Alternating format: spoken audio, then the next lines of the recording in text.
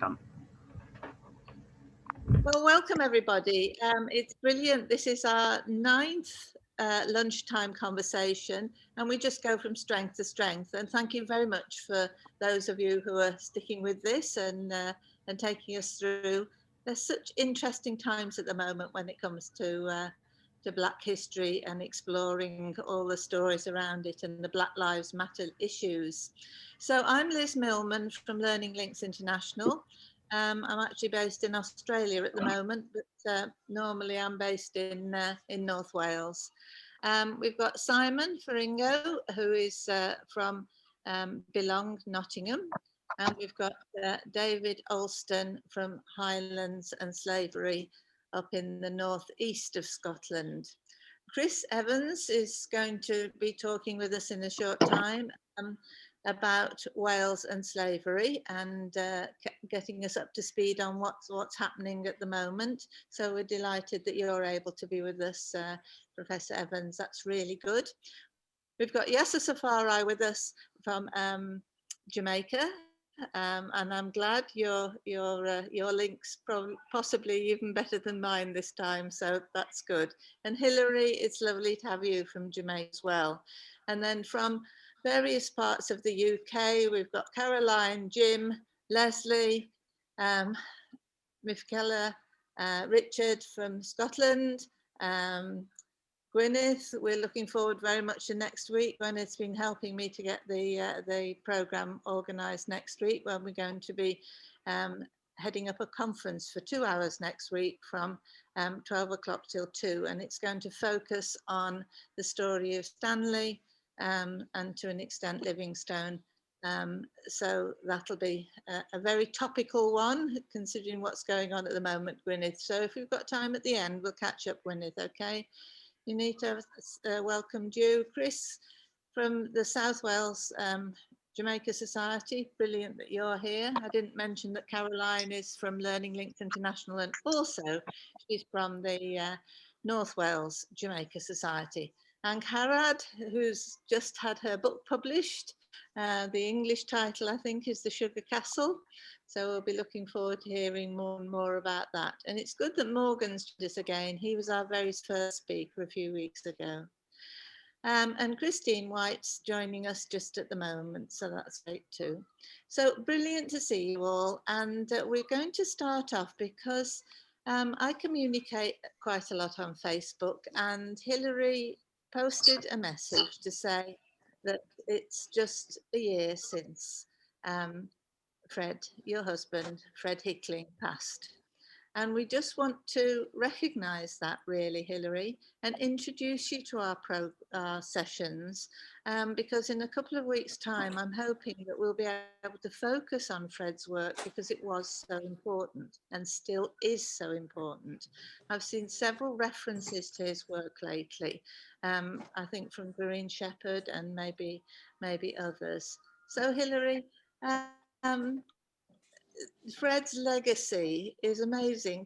How would you describe Fred's legacy, which you continue to work on?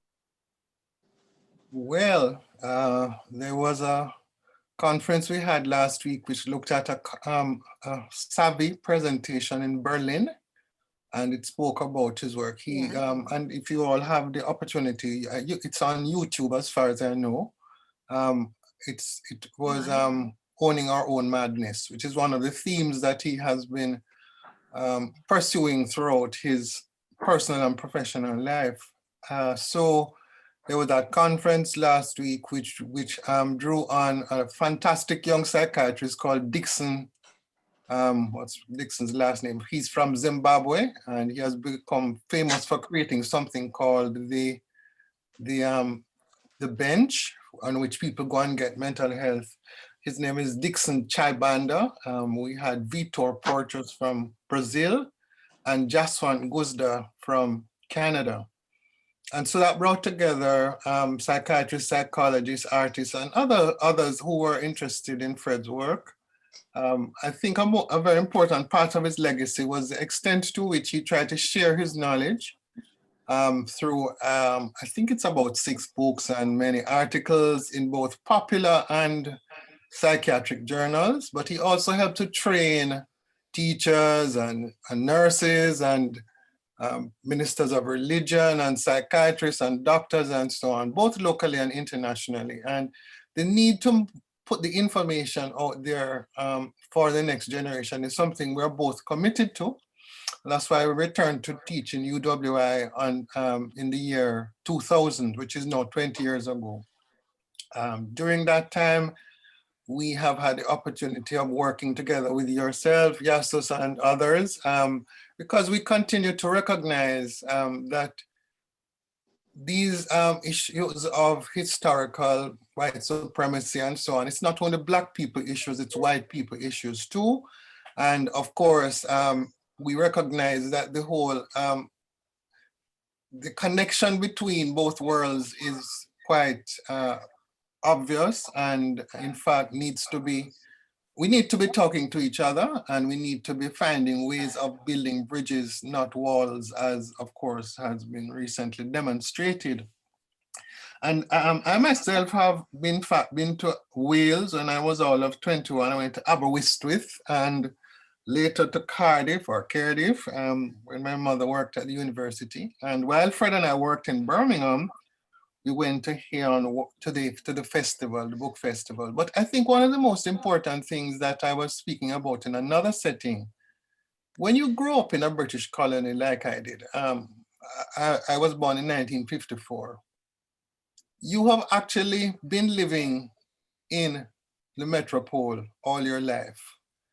You may live in St. Elizabeth like Yasus, but or you may have been born in Montego Bay like I was, but it was a British colony. And so one of the things that we have discovered is we could actually live anywhere. They say that Caribbean people are the first globalized citizens, because whether we lived in New Zealand, which we did, or you lived in Canada, or you lived in England or in Wales, you were steeped in these ideas. And I think the whole business about decolonizing the mind is one of the most important aspects of Fred's work, that decolonization is a process which involves all of us. People who benefited from these historical atrocities, people who are the victims, all have to live in the same small country, small world. And so there is a way in which the ideas are about changing the way we think about ourselves and each other, and having that an honest conversation. Because if we don't do that, then we're going to have yet more generations being born who are confused, who are carrying some of the same kinds of work. So one of the things I think I can do, Liz, is to send you a copy of some of the stuff that he has written, so that you will have an idea, because there are several books, and one in fact is coming out in 2021. He finished this just before he died earlier this year. And so there are ways in which we can speak respectfully and hopefully in love. This is, believe it or not, almost on his moments of dying, the doctor said he said love. And so I think that it's about recognizing that we cannot continue to live in the world with so much hate and so much, disrespect and brutality toward each other. And so I say all of those things to say, those are the things that that are part of his legacy: the desire to share information, the need to look at ourselves honestly, the recognition that we can be healed of, and because he did a lot of work in mental hospitals in Jamaica, in New Zealand, in Birmingham where we lived, because a lot of people who have mental health problems can be healed. And this is something that we definitely believe. And also we can live in, if we live in sick societies, they can also be hopefully and optimistically used. And finally, perhaps it's about the fact that the work itself used both techniques from the performing arts, because he himself was involved from high school days with the performing arts. His mother was a classical musician who trained and returned to Jamaica in 1935. And so he grew up, as he said, in a house where there were 7 pianos going in the morning. Students came before they went to school to do their royal, whatever it is, Royal Academy of Music, whatever it was called. So the performing arts, medicine, and every tool that we have in the world, we can use for the purpose of liberating our minds. And I think that here you have the use of the new technology. It can be used against us, but it can also be used for us. And so that is something that I hope that I will have the opportunity to come on to this, to listen and to learn and to share my opinion. My own work is about migration and mental health, that the Caribbean people are constantly on the move because of the economic and psychological problems in our world. So we have to come to the metropoles, and in the metropoles we have to work with each other. So I don't know if that provides any kind of background about who I am. I have now retired fully from the University of the West Indies, and seeming to be going on these Zoom things so often that some days I feel zoomed out. And I go to from this meeting this morning to the Meadowbrook High School, a school set up by Presbyterians in Jamaica. The first female minister and another person 60-something years ago set this school up. So I'm chairing the school board where we're battling with the issues of the technology and going to school face to face and parents being in problem. Oh, the works. So I am engaged in life here in Jamaica, and I am very happy to be able to talk with you. Well, Dr. Hilary Robertson Hickling, thank you so much. Thank you. And I think that's given a really good introduction and reflection on Fred's fantastic work. It was my honor. Yes, just Yasser Safari, and to be able to work with yourself and Fred when you were in the UK at different times, and they were great opportunities. So this gives us a great strength. I don't know who that was coming in. Albert, was that you? Yeah, it was Albert. I think moving around jumped his microphone. Okay, right. Albert switched his microphone off now, so that's fine. Yeah. Okay, so we'll plan the session ahead, Hilary, Yeah. and we'll if you could send me those links, and we'll talk some more, and then others will have an opportunity to get some background reading done, perhaps before we talk again about Fred's work, because it's about using Fred's messages, Fred's work, your messages, your work at this change time that we've got now. So yes, brilliant. Anyway, good luck with your next meeting, chairing the board, and we realise how difficult things are for schools everywhere in the world, but in Jamaica, I know it's as hard as anywhere. So all the very best with that, and thank you very much indeed. I'm sure people would have questions to ask you, but I think we'll leave that till we do another session. Thanks, Hilary, very much. Thank you. Bye bye then. Thank you. Thank you. Thank you. Right, that was really really very special. So it just shows that sometimes Facebook has some good uses. Right, excellent. And yes, it was lovely to have you here to hear Hilary's presentation, and thank you for making sure that we kept on in line.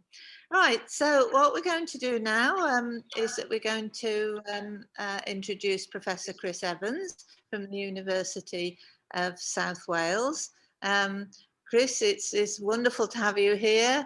And on my screen, you're right next door to Yasser Safari, so you can have a little chat together at some stage, perhaps. The last time I spoke with Chris in person, I was with Yasser. We were in South Wales, and we were just wrapping up the most exciting project, which we called From Sheep to Sugar. And Chris had been a fantastic help to us, advisor, guiding us, and that certainly was a way of showing how closely so many people across Wales were involved in the slave trade, although it might be in a distanced way. And Carad was also a part of that project, and Caroline was one of the lead people. Leslie was also involved. So yes, we had a good crowd of us there. On the occasion that we were wrapping up the project, Chris very kindly hosted a seminar. Chris Campbell, you were there as well, weren't you? And we were able to do fine. Now I'm seeing that my connection is a bit unstable. So, let's pass right on to you, I think, Chris, before I ramble on anymore. So Chris, it's wonderful that you're here with us. Thanks so much. And please take your time now to talk about the area that you're really focusing on now. So thanks very much indeed.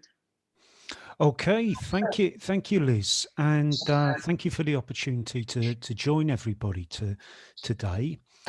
As Liz has indicated, I wrote 10 years ago now, published 10 years ago now, a book called Slave Wales, the Welsh and Atlantic Slavery, 1650 to 1850.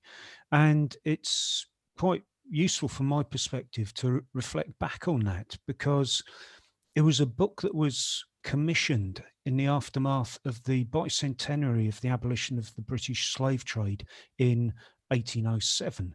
And at that point, I was approached by a press who said, would you like to do this? And my first reaction was to say no, because I don't really think there's a story to tell. There really isn't any connection, substantial or significant connection between Wales and the system of Atlantic slavery, or so I thought at the time. But then I dwelt upon it a bit more and started to realise there is a story to be told, and it's important that it's told.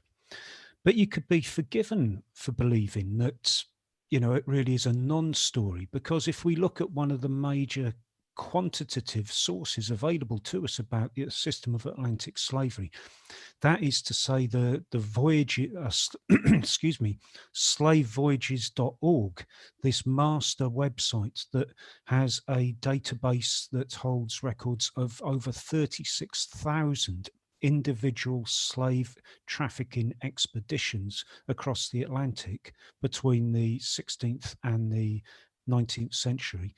If you look at that database, you'll find that Wales doesn't really appear in it at all.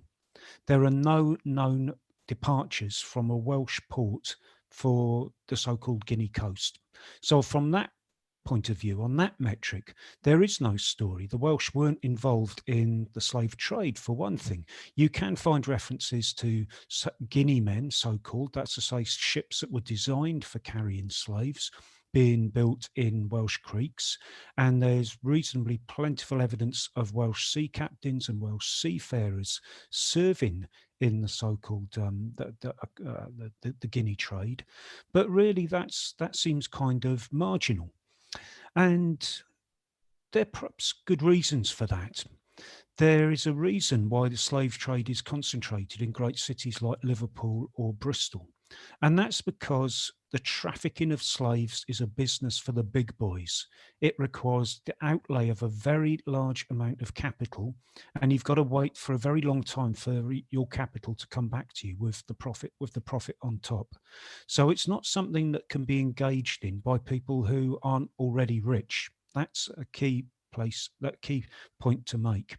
And of course, Wales in the 17th and the 18th centuries was, like Wales today, a relatively poor place. That is to say, it is, as we know, it's mountainous, it's upland, it's wet, it's a difficult place to make a living through agriculture, and therefore Wales was full of people who didn't have the necessary capital to invest in the slave trade. I'd like to be able to ascribe Welsh non-involvement in the trade as a sign of superior moral virtue, but I'm afraid that's not the case. It's probably because the Welsh were too poor to get involved. The wealth was concentrated in cities like Liverpool, in cities like Bristol, and they led British/English engagement in the slave trade. But that's not to say there weren't connections between Wales and the world of world of Atlantic slavery. And one of the things that we've discovered more and more about in the last 10 years since the book was published is the way in which the Atlantic slave system impacted upon whole areas of Europe far removed from the western and northern edges of Europe that we characteristically associate with the slave trade. That is to say, Atlantic slavery was so vast a system and made so many demands in terms of the provisioning, in terms of the procurement of materials, that it impacted all parts of Europe, including Wales. What do I mean by that? Well, for instance, what do you need if you are going to produce sugar in the Caribbean? You need copper vessels. Sugar is boiled in vessels that are literally called coppers. And in the 17th century, that meant sourcing copper in what contemporaries knew as Upper Hungary, a part of the Habsburg Empire. Upper Hungary is today the Slovak Republic, but it was a great centre of copper mining and copper smelting in the 17th century. And copper from Upper Hungary was floated down the Vistula or the Elbe to ports like Gdansk or to Hamburg, and from there transmitted onward into the Atlantic slave system. We can also identify sources of fabric like linens, which were produced by peasant households in areas like Silesia, that is to say modern day southwest Poland, which were explicitly designed for use in Caribbean markets. Coarse, hard-wearing linen was very, very good material with which to clothe enslaved workers. So we can see all kinds of parts of Europe have a specific linkage with Atlantic slavery once you start looking hard enough. And the same can be said of Wales. And there are two specific areas I'd like to highlight here. One is again to do with copper. The other is to do with fabrics. Wales, as I indicated earlier, is very wet. It's quite, you know, it's quite elevated. A lot of the land is above 100 or 200 meters above sea level, so it's relatively cool in winters. Sheep farming is an obvious way of making a living, and therefore the production of woolens is a distinctive industrial activity in the early modern period in the 16th and the 17th centuries. On the whole, Welsh woolens are not of terrific quality because, you know, these are scraggy upland sheep. They're not they're sturdy beasts, but they're not carrying a great deal of high quality wool on them.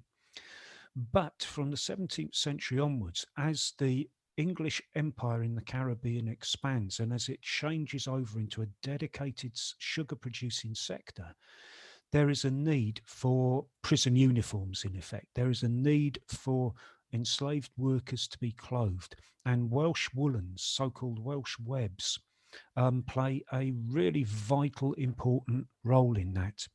They are exported on a mass scale in the 18th century through via Shrewsbury, then down through Bristol or London, and shipped out to the Caribbean. And they form a distinctive part of the uniform of the enslaved. Wales is not alone in doing that. There are other parts of the British Isles, like the Lake District, which play a similar role. So-called Kendal cottons play a similar role to so-called Welsh plains. These are woolens produced in impoverished parts of the British Isles that are exported out to the West Indies to clothe enslaved people. Major business in mid Wales in the 18th century, and one that endures down to the period of emancipation in the Caribbean in the 1830s and the 1840s. The other thing I would draw to your attention is copper. Now, as I've already mentioned, copper is an essential material ingredient of the sugar making sector in the Caribbean. You need copper if you're going to boil down sugar, and you also need copper if you're going to engage in a distilling of rum from molasses. So there is a massive market for copper in the West Indies, one to which I'll return. But there is also a market for copper in Africa, in West Africa in particular. West Africa is not abundantly supplied with copper ore, but knowledge of how to smelt copper arrives in West Africa about 800 years before the birth of Christ, and it is a well-established industry there. But of course, copper ore supplies in West Africa are not abundant. Therefore, there is a high demand in West Africa for imported copper because it is a prestige material. And therefore, Europeans, when they start to trade for enslaved individuals in West Africa in the 16th and 17th centuries, they usually come laden with copper. They'll also come laden with brass, an alloy of copper, because what West Africa really lacks is workable deposits of zinc, for which you need which you alloy with copper to make brass. So if you can turn up with copper in West Africa or with zinc, you will find a ready market for those goods, and therefore copper and brass are in high demand. And these are articles that are produced in Wales in the 18th century. South Wales, particularly the region around Swansea, in the 18th century goes from nowhere in global terms to being one of the great global centres of copper production, and also a contributor to an emergent brass making sector in Britain. Hence you have it that when the earliest copper works are set up in South Wales, in the Swansea area in the 1820s, in the 1830s. They are usually equipped with workshops where you can make currencies for West Africa, so-called guinea rods, which are just lengths of copper, or brass articles, horseshoe-shaped brass articles called manillas, and these are being produced in the Swansea district by the 1720s to 1730s. Significantly, a lot of the investment for the industry in the Swansea district comes from Bristol, one of the great slave trading ports, and indeed one of the pioneer families in Swansea, the Costa family of Bristol, are both copper smelters and slave traders. They engage in the two activities in conjunction. Other investors come from London, which is often forgotten is an important centre of slave trading in the 18th century, all the way down to abolition in 1807. London gets eclipsed rather in the public mind by Bristol and Liverpool, but London is continually a slave trading port throughout the 18th century. So it's not then any surprise that goods for the Caribbean are going to be coming from Wales on the back of London-based investment or Bristol-based investment. Wales has resources, principally coal, that can be put to good use in the manufacture of metallic articles that almost literally allow the circulation of sugar and rum through the Atlantic world. Sugar and rum that have been produced by enslaved bodies. So that's just to give you a taster of the ways in which, I should say, Wales contributed to the Atlantic slave system. Once you start looking for these niche contributions, you will find them. And the production of woolen fabrics and of copper/brass articles is an important part of that story within Wales. Now, what you might say is the kind of countervailing contribution of Wales to the story of abolitionism.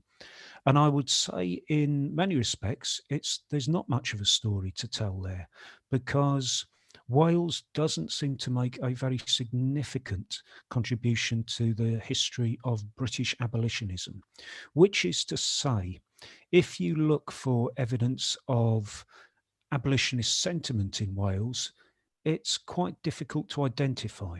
There aren't many organised anti-slavery societies in Wales. There is a presence in Swansea, but it proves difficult to sustain.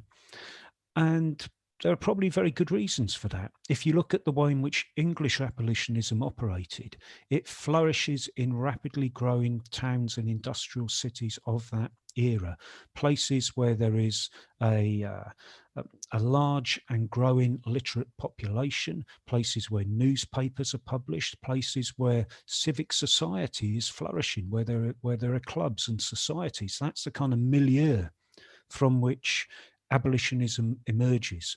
And of course, if we look at Wales in the late 18th, early 19th century, well, the great age of Welsh urbanisation and the flourishing of civic society in Wales, that still lies in the future. So you could say there are very good reasons why Wales doesn't seem to make a very significant contribution to abolitionism more widely. There are, of course, petitions from Wales against the slave trade and for the emancipation of slaves. But on the whole, they seem quite old-fashioned and rather unradical in approach. It's not unheard of for societies in English cities of female abolitionist societies to petition on their own right. You find no instances of that in Wales, of that kind of female autonomous contribution to abolitionism.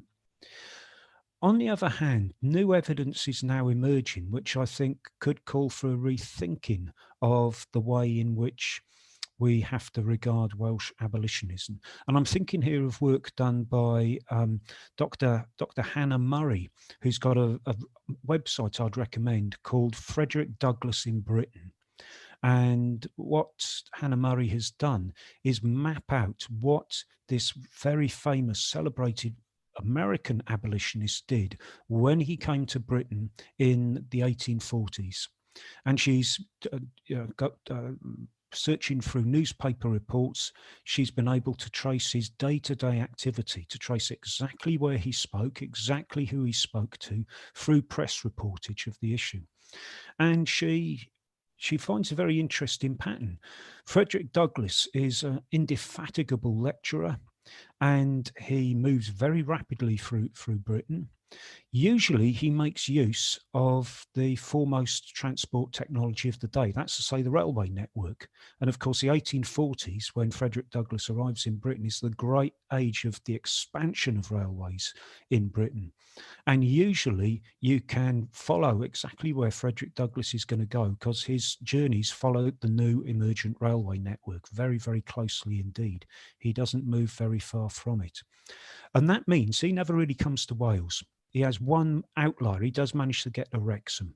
But other than that, Frederick Douglass, who's sort of pretty non-stop in his approach, never makes it to Wales. And there's a good reason for that. The railway network hasn't extended to Wales. There are railways in Wales, but they're almost always used for the transportation of material goods rather than people. That's to say they transport coal and iron from places like Merthyr Tydfil to ports like Cardiff. These aren't passenger railways at all. But what Hannah Murray has also done is try and research the activity of other American abolitionists, escaped slaves, who come to lecture in Britain in the 1840s and the 1850s. And there's one individual I'd draw your attention to, and that is an African-American called Moses Roper, who first arrives in Britain in the 1830s, and like Douglass, makes a kind of a living for himself by lecturing on the horrors of slavery, by spreading the word. And Moses Roper goes almost everywhere in Wales. If you go to the Frederick Douglass in Britain website, you can map out exactly where Frederick Roper went. And to be honest with you, he goes everywhere. And I'd call some of these places one-horse towns, but they're better described as no-horse towns. These really are remote rural fastnesses, but Moses Roper gets there. So I think what the example of Moses Roper shows us is there's probably scope for a new history of Welsh abolitionism that tries to trace the way in which it developed in the 1840s and the 1850s through the activity of visiting African Americans, because clearly there is work being done out there by these anti-slavery agitators that is not being controlled by the major anti-slavery societies in Britain, which is happening under the radar, but can be traced in the Welsh press. And probably that is an avenue we could travel down in future. But Liz, I think I'll leave it there for the minute.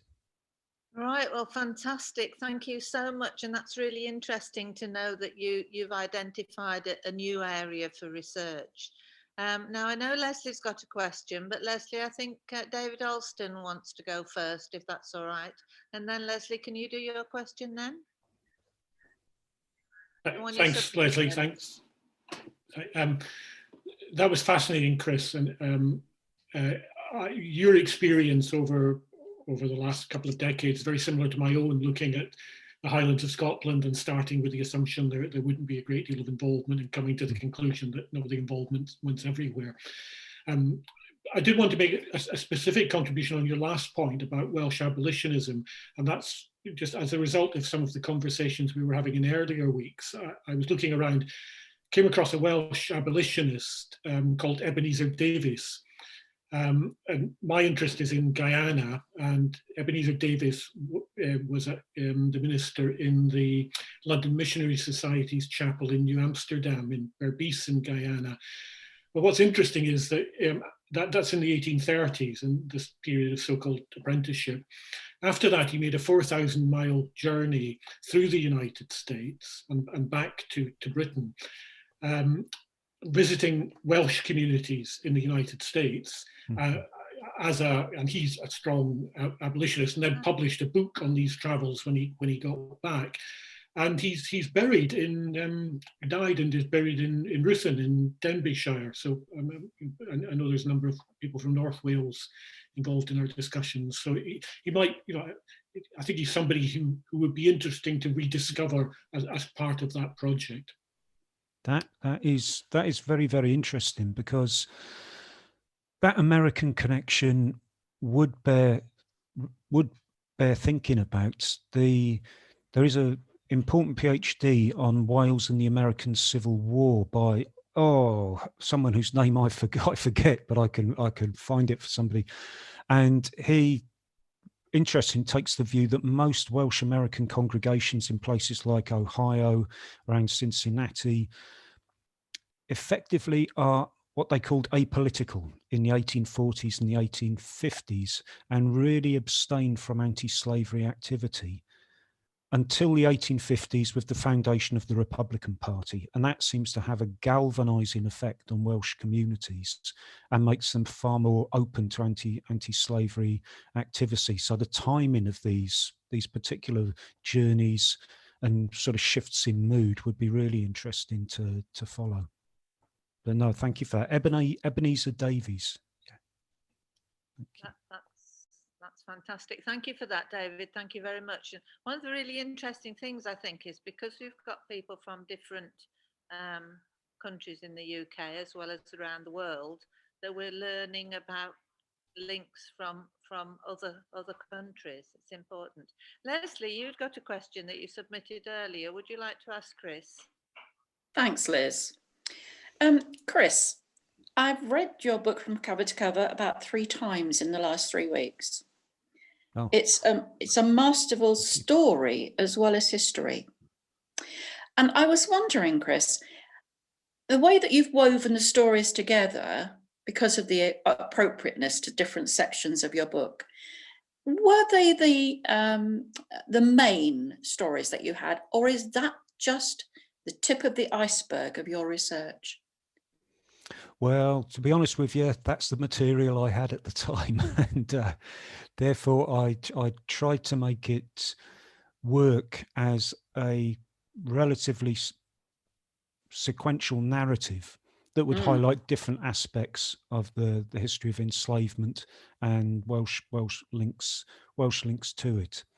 Now, there is more that could be done for somebody who's going to research this perhaps more industriously than I have done, with respect to the role of Welsh migrants in the Caribbean and Welsh migrants in British North America / the United States.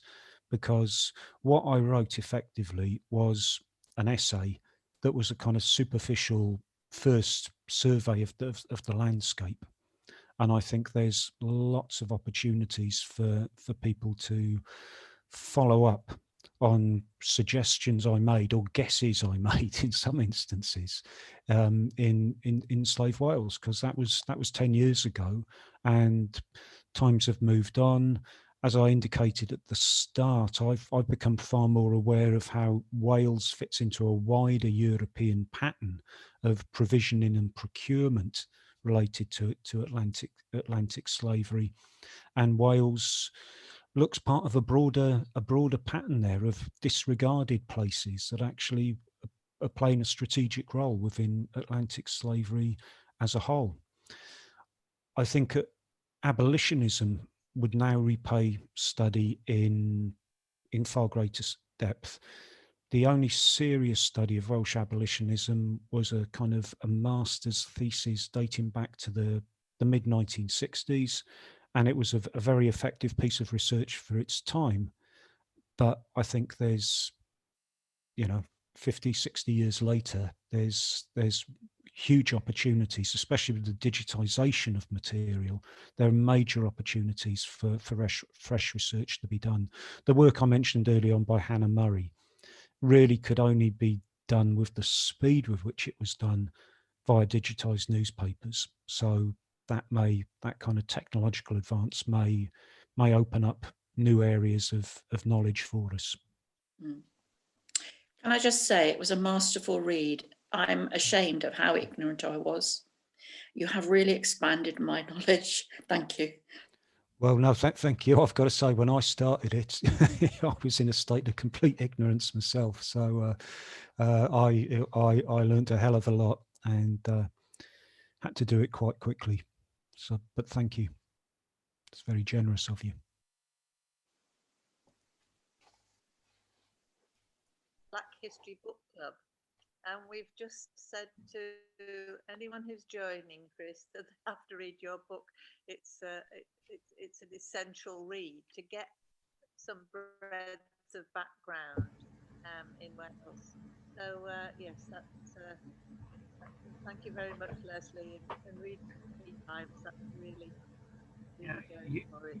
Right, you've gone a bit quiet, Liz. Right, Richard, you've got a question. You're on mute, Richard. There we go.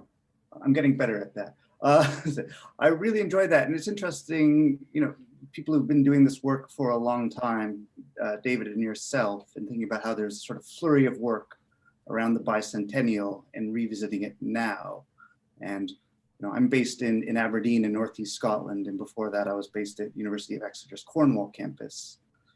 And they're similar insofar as if you go on voyages, there's one voyage from the south of Aberdeen. There's one voyage from Cornwall leaving from Falmouth in the 17th century. But it's also interesting then in how that shapes public reception. And I'm wondering about the public reception of your work, especially over the past decade. How has that changed? Is there, many people are very interested to see these connections. There is pushback in certain quarters. And have you felt a change over the past several months in that regard? I think there's absolutely no doubt that Black Lives Matter has been transformational. There is far more interest in this area of work now that can be measured. I mean, Twitter provides a rough and ready measure of these things, and the amount of traffic there is about Black Lives Matter and historical questions that are posed by Black Lives Matter has been very, very noticeable indeed, because it has changed the agenda.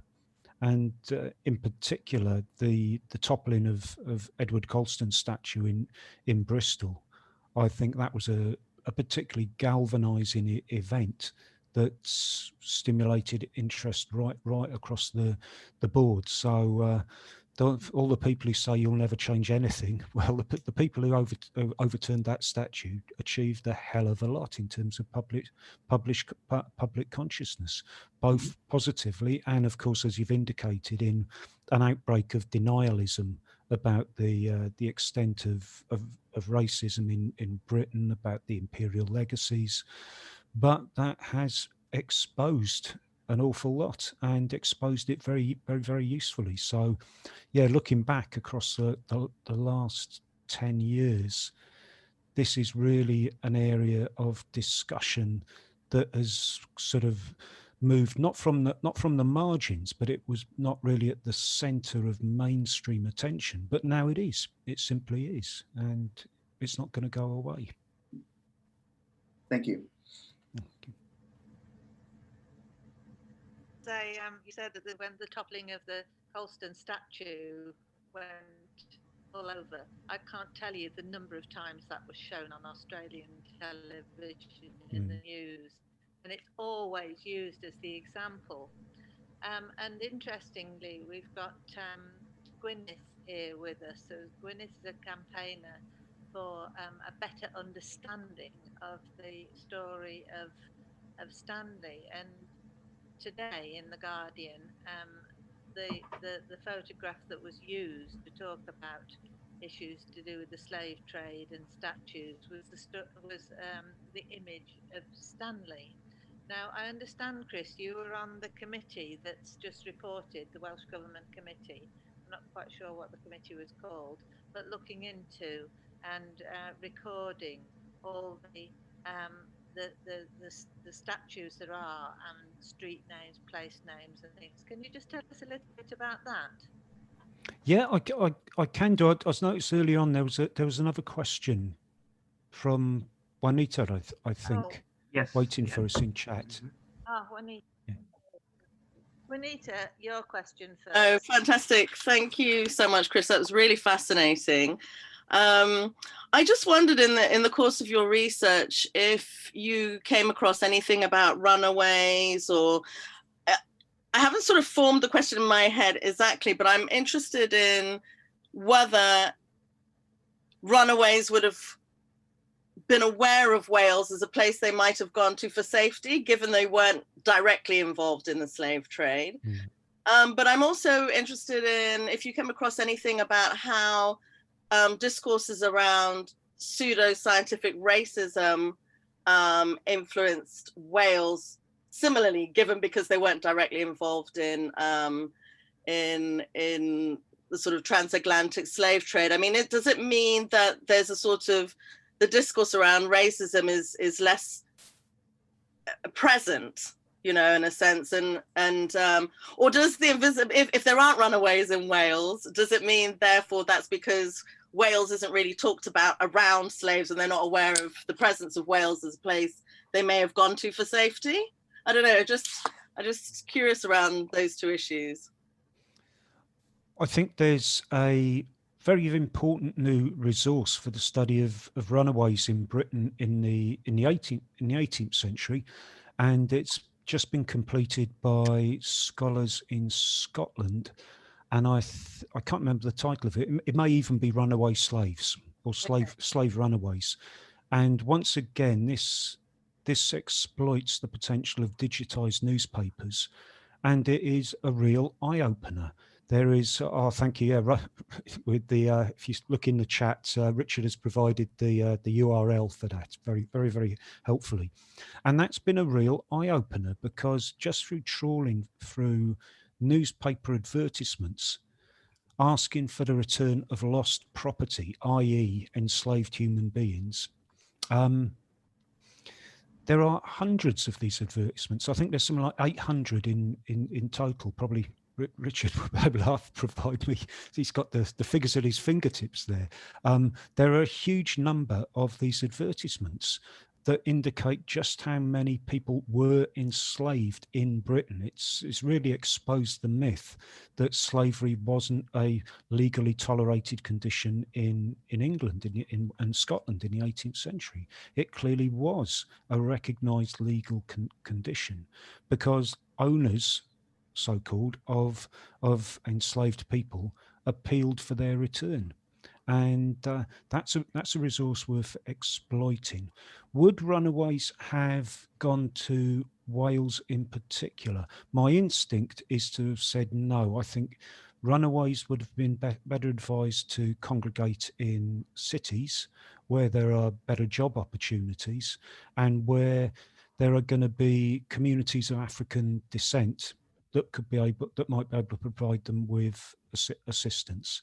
Cities like London have very large communities of African descent. The same could be said of Bristol in the 18th century, and therefore the kind of prospects for survival were almost certainly better in cities than they were in under urbanized areas of Britain like Wales. The second question you raised about the new discourses of scientific racism, so-called, in the 19th century, I don't know whether you could kind of map that out with the kind of granular detail you're looking for.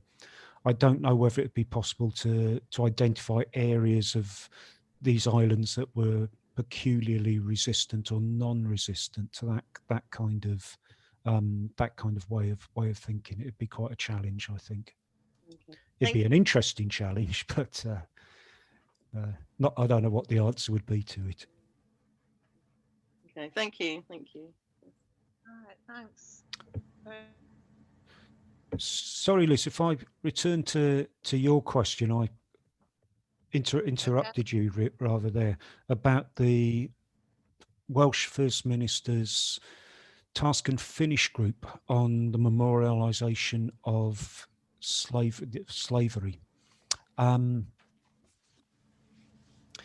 It was established in the summer, and it had a very specific brief. It was to report upon the existence of statues, other built memorials, street names, marks on the ground, as it were, that celebrated or in some sense recorded the activities of enslavers or people who were connected with British colonial oppression. And therefore the work of the task and finish group was not to make a judgment. That was explicitly beyond our brief. It was to investigate the extent of the material out there. Now, making a judgment on all of that, we'll wait for a second phase, the details of which I don't know yet, and I don't know whether I'll be involved in it. But I was part of the initial working group, although the body of the work done by there was done by Peter Wakeling, who may be known to some of you, a former officer of CADU, and Peter did a great deal of sort of quite detailed historical research within the time limits available. That has resulted in that report, and that is publicly accessible now on the Welsh Government website. Very much indeed, Chris, and we'll certainly put all these links onto the website that the sessions are recorded on. And I think finally, unless there's any other questions, Richard, you said you'd got a possible question as well. If you want to come in now, Richard. Oh, if that's me, no, we dealt with that. Chris answered that very well. Thank you. Okay, so that's covered now. Okay, well, thank you very much indeed. And David's also put a comment in the to say that in 1847, David's made a 4,000-mile tour of the USA as an abolitionist, and he's put the details of his book there. So we'll put all those links together.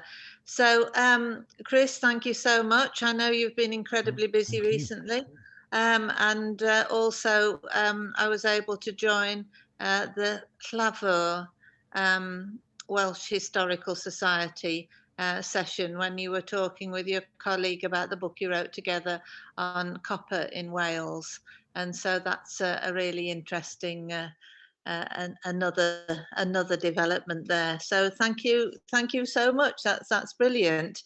Chris, you'd be very welcome to stay with us. We're just going to hear now from Mfikela Jean-Samuel about his developments with the Talent Outreach Project in Africa.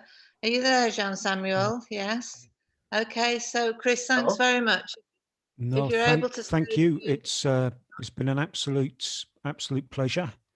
But I'm afraid I'm going to have to leave because I've got another meeting to go to, as we all do. So thanks once more, and thank you for the contributions and the information that people have shared. That's been terrific. Okay, well, we'll keep you in the loop. Yeah, thanks. thank you, Chris. It was very useful. Thank you, Chris. No, thank you. And thank you. Thanks, Gwyneth. Lovely.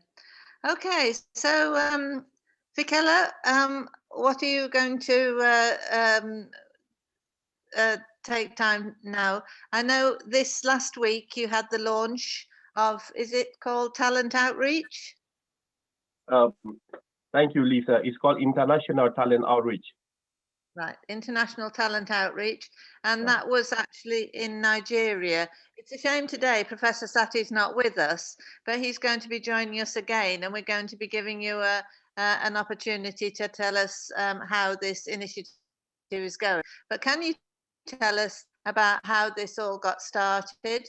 I think we're going to have time for some more discussion, and Yasser Safari, if you're listening at the moment, it would be great to have an input from you as well. So, Mfikela, over to you. Oh, wow. Thank you very much, Lisa, for this opportunity to share my views about the International Talent Outreach.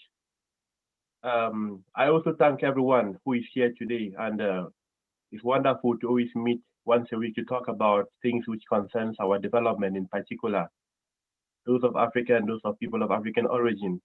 I feel very motivated to see the diverse people that have the interest of Africans at heart. The International Talent Outreach is a non-governmental organization, and it was conceived sometime in the year 2000.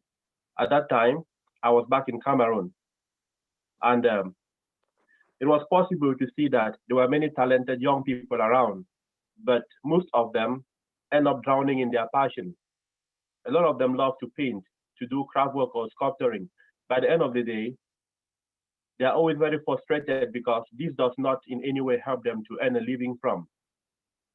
I was very fortunate as an artist in my community, not because I was the best artist, but because I was lucky enough to meet some people, some Peace Corps from the United States of America. They came closer to me and they loved my paintings, and then they'll always help me to sell my paintings in their country. And they are even doing it still now. So with a few of them, we talked of creating an organization that will help other artists as well to be able to sell their paintings, so that they should not be frustrated by their passion, or they should stop being very unhappy or bitter every time just because they cannot sell their paintings enough. But this was not very possible until the year 2016. When I came to the UK, did my master's degree, I became a member of the Bangor Art Initiative, which is a local gallery in the UK, in Bangor, in North Wales, that helps to promote emerging artists and local artists. When I became a member of that gallery, all the dream of the International Talent Outreach came back to me, and I was able to know how such an organization can be moderated or can be run. So because of that, when I went back home in 2016, I brought together many artists from around Cameroon, and together they were happy to begin the International Talent Outreach. So we registered the first International Talent Outreach in Cameroon, and that was in 2017. And I worked a bit in South Sudan and also in Nigeria with other artists, and I realized that the story of artists around Africa or talented people is always the same. So for some reason, when I came here in late 2017 to do an exhibition in the United Kingdom, things became a bit difficult in my own part of the country because at the moment a civil war is going on there, and I could not return because of that. So I started renegotiating with my friends in South Sudan and Nigeria how to continue the vision from these countries and how to promote the talent from these countries. But it was so difficult because the registration process in these two countries is not very easy for the government to accept that you can start an NGO for certain reasons. But fortunately, sometime a few months behind, I was given the license in South Sudan and also in Nigeria. And on the 16th of October, the 15th of October, we did the launching of the International Talent Outreach Nigeria, which will be for now, that would be the main base where I am going to operate to promote talented young people in particular around Africa. And the launching was very, very successful because I could see that the community where we are going to operate from, which is in Niger State in the north, a place called Mina, the community really accepted us because that could be seen from the attendance and the sort of people that came together. And I was very moved because I also saw that they did not keep their female children behind. I was worried that because it's without any bias, because it's in a small Muslim community, their young girls may be kept behind for one, but all the girls were there and they were also drawing together with the young boys. So this is a very, very good opportunity for me and for other talented people around Africa to come together, to tell our story in a proud way and in a confident way, and also to create the impact that any other artist in the world can create. For a long time, many African artists always appear as second class or third class, but creativity should not be catalogued just because it's coming from one place or the other place. So as the leader of the International Talent Outreach Association or organization, I am ready and willing to move talented people of Africa to a world-class whatever, so that when we take our products to the world, we are going with them with absolute pride. And we are determined to be the ones to tell the world the value of what we do. The values have often been dictated to us by other people, which is not very, very respectful of our ingenuity. So in a nutshell, the essence of the International Talent Outreach is to identify, protect, promote, and market talents in young Africans around the world. I think that's the summary and the history. Thank you. Thank you so much. Now, I know, Mfikela, you've sent several clips to Simon. Is there a particular clip you'd like us to see? Yeah, I will be happy if Simon can show. Is it the one from the Bangor Arts Initiative? Yeah, because, well, we can have that one, and the other one when I gave the welcome speech in Nigeria. We can have the one from the Bangor Initiative. Okay, I'll start with that one, and then we'll look for the other one. So, can everybody see my screen? Yes, thank you. Okay. Now we're all right playing this. Yeah, let me just make. Mfikela. Yeah, let me just make sure I've enabled the sound. Sorry, apologies a minute. All right. Computer sound. Mfikela, you have made sure that we're okay playing this. Yes, very okay, very okay. Okay, here we go. We're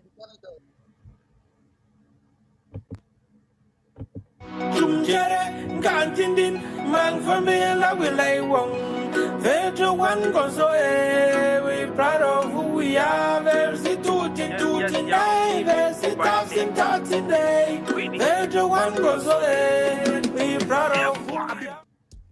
Good day, everyone.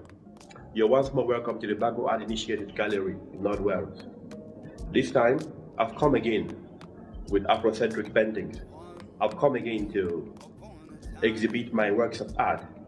As you already know, my name is Mfikela, Jean-Samuel, and I'm an African contemporary painter.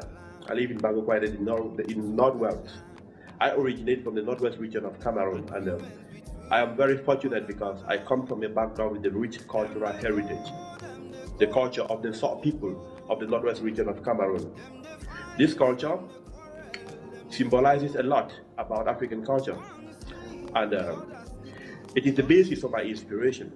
In my previous video, when I was talking with you guys about the Black History Month exhibition here, I made mention of the fact that the basis of my culture is the African mask. That is why in most of my paintings also here, you would likely see an African mask in one of them. Like this painting that you see, this painting is called the Yangon Song. It's part of my heritage as well. This lady is the lady that founded my dynasty or my village. She is the one that led the migration of my ancestors to where we are settled today. and we revere her extraordinarily for that. The true effigy, which was a wooden sculpture, is somewhere in Germany. It went there sometime during the German colonial rule in Cameroon. We hope to have it home someday where it's supposed to be. Also, I would like to say that all the paintings here, none of them is for sale. All these paintings are just a means for me to educate the people in the West, beginning from Bango, about the African culture, the authentic African story told in visual form by an African contemporary painter. However, if somebody would like to have a copy, that's fine. We can make canvas copies or prints of the paintings we have made here today for anybody. Many copies are already moved around the world, but the originals stay. They stay because someday I want to take them back home to where they belong. I travel with the African culture in me, and the intention is not to sell it out or just give it out, but to share it to the world. But the authentic one goes back home. I would like to thank the Integrated Center for Afro Art and Culture, Limited UK, also the Afro Creation Associates, Limited UK, and the International Talent Outreach NGO in Nigeria for having made possible that this exhibition should happen, because they are the main sponsors of this exhibition. I hope and wish that by the end of this exhibition, many people in Bango will be able to talk a bit about the rich cultures of Africa in general and the Bango people in particular, and will sometimes maybe visit these communities to see how the ways of life of these people can affect the artistic and aesthetic development in the world at large.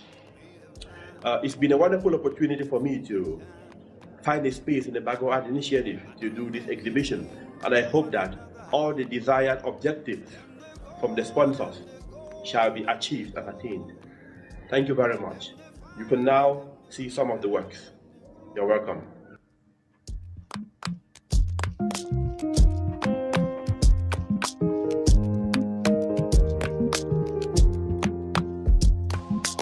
Once upon a time, some people come together, made a plan, took a chance, agreements between one another. Them they go, them they go, them they go.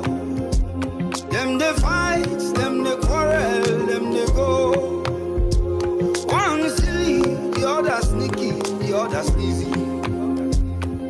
I tell them if them no hungry, make them scatter, go their separate ways.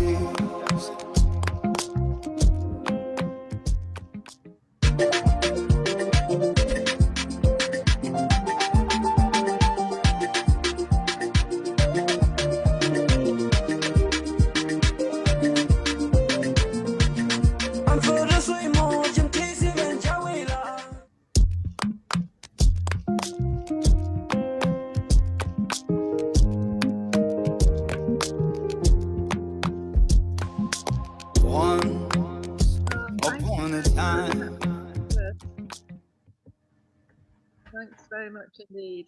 Okay, well, I think perhaps if we keep one of the other ones till the next time, if that's all right, and then we've just got an opportunity for some more discussion and questions. We've not had much opportunity for much conversation in the previous weeks. We've had so many colleagues. If you can tell me, Jean-Samuel, which one is the introduction to Nigeria, maybe from the introduction screen?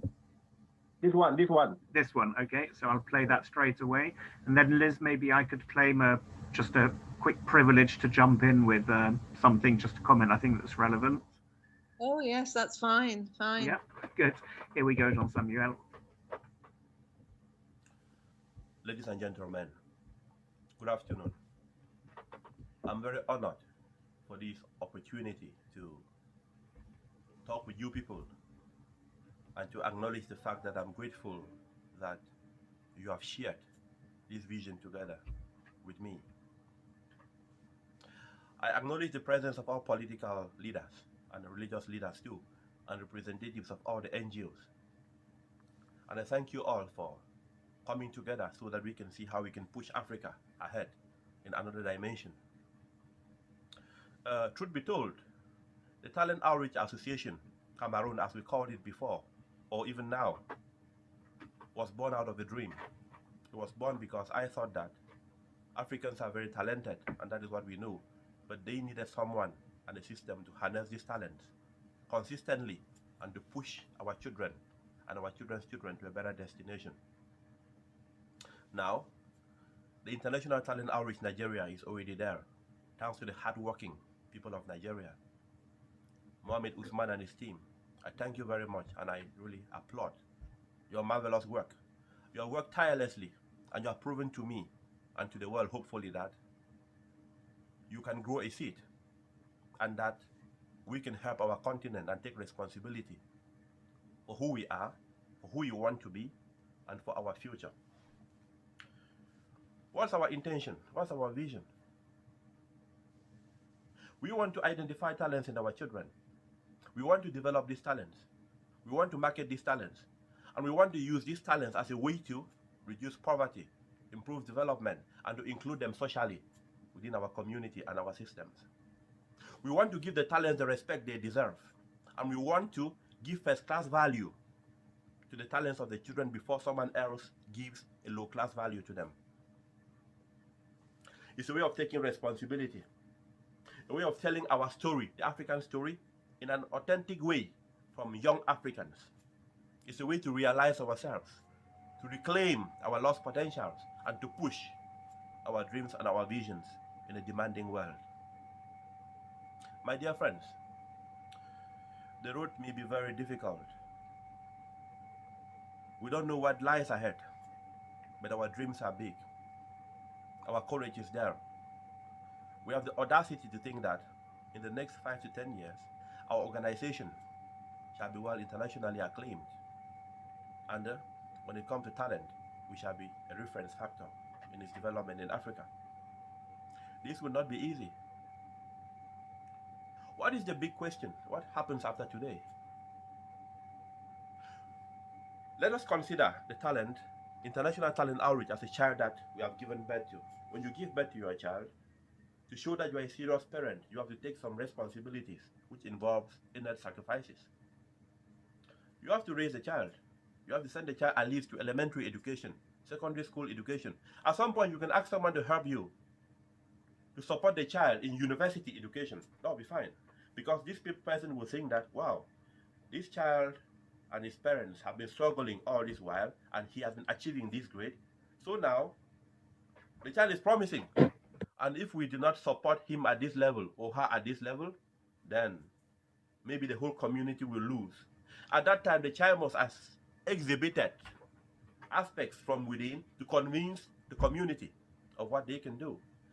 That is exactly what is expected of us in the international talent outreach. We have to look for ways to make our progress and prosperity sustainable at the beginning. So there will be sacrifices. Some shall sacrifice their time, some their money, some their ideas. But as long as we wish well for our organization, these things will come in spontaneously. And eventually, we shall meet those people, those funders, those communities that shall share with our good ideas and shall make sure that our dreams for Africa in particular and for the world in general come true. I want to thank you again once more, the team in Nigeria, for your hard work. Yesterday when I saw you people, I was so proud because I could see how positive you were. I saw how powerful you are and how determined you are. Those are the qualities that come to make sure that every endeavor will succeed. I have a lot of confidence in Nigeria. In your country, you have the greatest youthful population in Africa. Great labor force, great talent, the economic giant of Africa, and all these great words. I consider myself more as an African than as someone from a particular country. That is why I feel very comfortable to say that my base for the Talent Outreach Association and for the International Talent Outreach will be in Nigeria. If not for the coronavirus pandemic, I will be there with you today to celebrate this great occasion and to raise this our child to the world to show them that what we did in the backyards, in the dark, sometimes away from home, awake in the night, can now be seen by the world.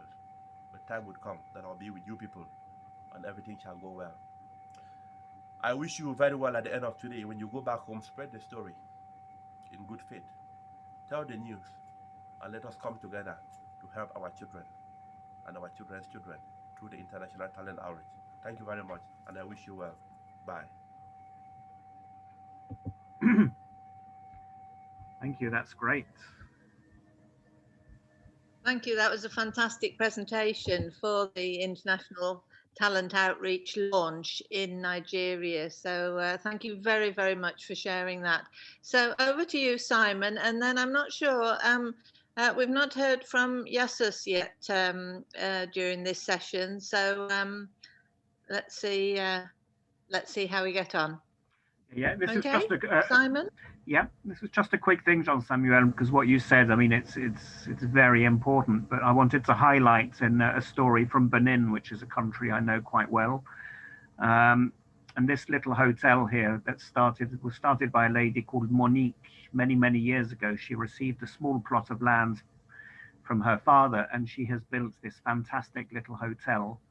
But it's not just a hotel. She has made it a center for artisans, for craftspeople, for mobile phone repairers, who she allows to use the site around the hotel to offer their services, and she hosts artists. And it's a place visited by people from Benin, from Nigeria, from Togo, from Burkina Faso. And Benin's a country, very, very diverse, and in recent years became one of the first countries to no longer require visas for other Africans to visit. So yeah, she just does exactly what you're talking about. She uses what she's created to enable other people to create things, and that includes a lot of young people. So I always found it really inspirational. I've stayed there on many, many occasions. I'm hoping I will have many more occasions to visit. So I just wanted to showcase that as an example of, in practice, of what people do, a lot. So yeah, that's it from me. Thank you. Okay, well, thank you very much for sharing that, Simon. That's really great.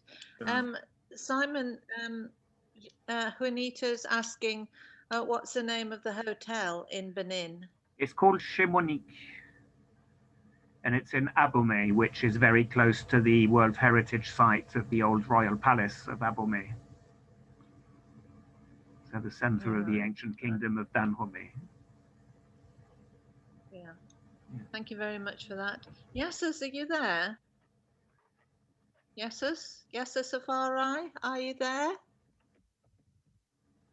Yasus, I'm just checking whether you're there or not. Okay. So Gwyneth, yeah, that was brilliant. Thank you very much indeed, Simon, for that comment. Yasus, are you going to come in now? Yeah. Long way to go. If needs be. All right, well, just catch us up. Just catch us up with some things, and I know you're busy getting ready for your Poetry in Motion event in the new year. Yes, as you have said, and as you would have known, February 28th is the 18th annual staging of Poetry in Motion, which features the entire spectrum of the creative and performing arts: music, dance and comedy, storytelling, fashion and poetry. And we'll be presenting quite a few people from across the world, including our shared Professor Benjamin Zephaniah. He's already confirmed for the staging. And the excitement is building. We'll be live streaming through the RJR Gleaner Communication Group as well as IRFM. And we're happy to be celebrating the 18th anniversary of the longest running and most successful annual poetry event in the history of Jamaica. Something quite significant, really quite significant. Well, yes, thank you so much for that, for catching us up. One of the things that we're including in all these sessions are creative artists, and And Yasus, we've showcased a number of Yasus's poetry videos and recognised different aspects there. And also Mfikela Jean-Samuel was our artist in residence for Black History Month. So for 4 weeks he was doing a slot to tell us about his artwork, and we're very grateful, Mfikela, that you were able to do that. And now you're very much a part of this as we carry on, and we very much want to hear about how your international poetry outreach, how that's going on, and maybe we can see some showcases of students' work. That would be lovely. And Liz, might I take the opportunity really to really commend Samuel Mfikela and his exceptional work. We are totally fascinated with the story that is told in paint and colors and art. And if you were to link that with Dr. Hickling's work as it relates to how he interfaced the medical practitioner with the cultural practitioner. And so we hope so certainly that is something we could pick up with Dr. Hickling and her session, and how we could link the work. He's focused mainly on music and poetry with his medical work. But certainly in the case of Fideli's work, the art is an important component of that as well. And we are currently speaking to a few fine arts people to include in some of our work as well, because we always want to integrate the different areas of the art. And so we have already been discussing Samuel's work with a view of having his involvement, especially for Jamaica Poetry Festival, which is the platform that we want to bring that marriage, if you may, into being. And so, for example, Professor Fred Hickling's work, as was spoken to by Dr. Hickling, very critical at how the cultural and the medical practitioner can work together to bring about the healing and the reconciliation and to challenge the mental health and social health and psychological health issues, especially in a pandemic time like now, and certainly as we shift the paradigm going into the so-called new normal. I think the artists and the other disciplines, the art have to come in harmony with the other disciplines to bring about the leveling and the balancing and the healing that we so urgently need. Yes, thank you very much. And it's really interesting to see how dynamics are happening between different ones who are joining our sessions, and that's fascinating. And every week I get apologies from people who aren't able to join us, but they're listening to the recordings that we put up now. So yes, thank you very, very much indeed, Yasus. And it's great to see your background. I just love that. And I think that was your daughter designed that for you, did she? Yes, Mikaya? She's my teacher these days when it comes to IT. So she's only 8, but she's instructing me, admonishing me, correcting me, and getting me up to speed. And I'm really honored to have that support from her. Yeah. That's wonderful. Well, congratulate her and say it's certainly very effective. So thank you very much indeed, Yasus. Thank you. So thank you to all of you who've contributed today. Thank you very much indeed. It's great, Mfikela, to be hearing about your project. Now, next week, we're going to be focusing on the Democratic Republic of the Congo. Norbert, our colleague, joined us a few weeks ago, and he complained that we weren't having a conference this year for Black History because Learning Links International has run conferences for the last 5 years. We didn't do it last year, but up till then. So we've decided that we will have a conference, and it's going to be next week, the 4th of December. And Gwyneth's been very supportive, helping getting it all organised. and we've got Chief Thomas, Norbert, Simon, you're going to are going to make some contributions. So behind the scenes, we're working out the programme, but it should be a really interesting session. Yeah, Tim Gill. And Tim Gill, the author of the book that came out relatively recently about Stanley's life. So that's going to be Livingston. Yeah, and we've got Liz, so I've had confirmation this morning, one of our community research volunteers, but also was among the first founders of Belong, so originally from DRC, is going to be talking about his research into the pre-colonial history of Congo, but also hopefully showcasing some of his poems or music as well. So I think it should be a really interesting contribution. That should be really fascinating. Okay, well, thank you very much indeed, everybody, and I can't look forward to next week enough. Thank you very much indeed. Thank you. Thank you for all of the hard work. Everybody. Thank you.